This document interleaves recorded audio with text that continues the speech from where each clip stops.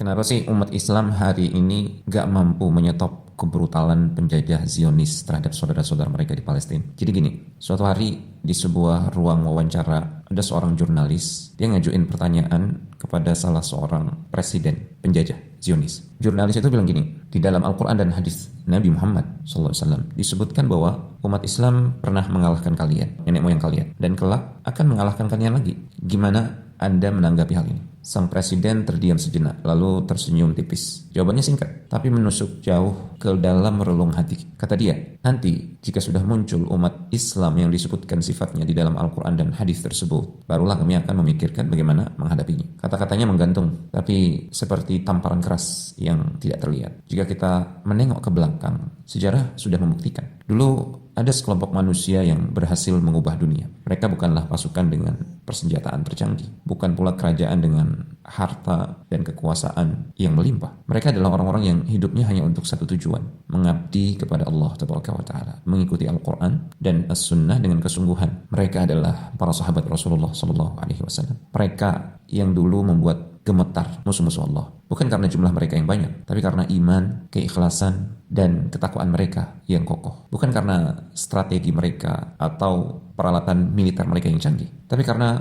ketakwaan mereka yang tulus. Mereka menang bukan semata dengan pedang, tapi dengan ketundukan hati yang sepenuhnya kepada Allah Subhanahu wa Ta'ala. Lalu kita ini di mana sekarang? Kita punya jumlah yang banyak, sumber daya manusia umat Islam ini melimpah. Tapi kenapa Palestina masih terjajah? Kenapa umat Islam di seluruh dunia seakan hanya bisa nonton, berdebat, atau lebih buruk lagi, acuh tak acuh? Jawabannya mungkin pahit untuk diakui. Kita sudah jauh dari jalan yang ditempuh oleh generasi terbaik umat ini, para sahabat radhiyallahu ta'ala anhum ajma'in. Kita baca Al-Quran, tapi jarang menghayati maknanya. Bahkan kita nggak paham apa yang kita baca. Kita ngaku cinta Rasulullah SAW, tapi enggan meneladani beliau secara utuh. Kita bersemangat bela agama, tapi seringkali lupa mengamalkan ajaran agama. Lupa membersihkan hati dari kesombongan, kebencian, dan cinta dunia. Presiden Zionis itu benar. Mereka tidak takut pada umat Islam yang hanya besar jumlahnya secara kuantitas, tapi kosong ruhnya. Mereka tidak gentar pada muslim yang hanya pandai berteriak, tapi lalai dalam tauhid, ibadah mereka, akhlak, dan persatuan mereka. Mereka hanya gemetar seperti dulu ketika muncul kembali umat yang hidup untuk akhirat, yang lebih takut pada Allah daripada manusia, yang lebih mencintai kesyahidan daripada harta dan tahta. Selama kita belum kembali pada Al-Quran dan Sunnah sebagaimana difahami oleh para sahabat, selama itu pula kita akan tetap lemah. Mungkin